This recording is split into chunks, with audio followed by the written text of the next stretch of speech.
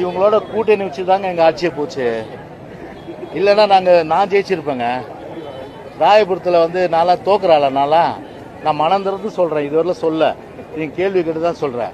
25 வருஷம் முடிசூடா மன்னனா ராயபுரத்தில் இருந்தேன். நான் தோல்வி என்பதே அறியாதவனா இருந்தேன். நான் யாரால தோத்தேன்? பிஜேபியால தான் தோத்தேன்.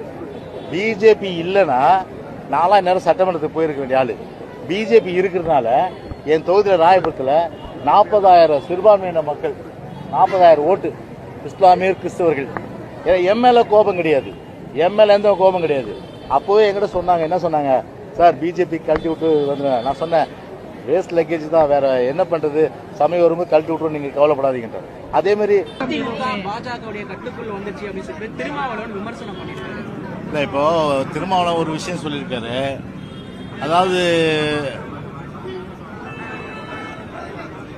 முன்னாள் அமைச்சர் ஜெயக்குமார் அவர் வந்து பிஜேபி கூட்டணி அமைந்தால் விலகுவதாக சொன்னார் என்று சொல்லி அவருடைய கருத்தை சொன்னார். அவர் நான் எந்த நேரத்திலையும் நான் வந்து சொல்லவே இல்லை.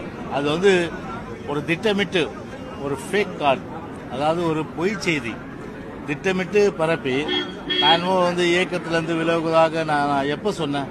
நான் உங்களுக்கு அப்படின்னு தான் தெரியும் இல்லையா? ஆனால் ஒரு சொல்லாத, ஒரு நினைத்து கூட பார்க்க முடியாத அந்த செய்தியை வந்து வேண்டுமென்று வந்து சமூக வலைதளங்களில் இந்த 4 நாளாக பார்த்தீங்கன்னா வந்து ட்ரெண்டிங்காக பார்த்தீங்கன்னா எல்லாம் மீம்ஸ் போடுறது, அதே போன்று கார்டு போடுறது, இந்த வேலை ஒரு வகையில் பார்த்தீங்கன்னா அந்த யூடியூப்க்கு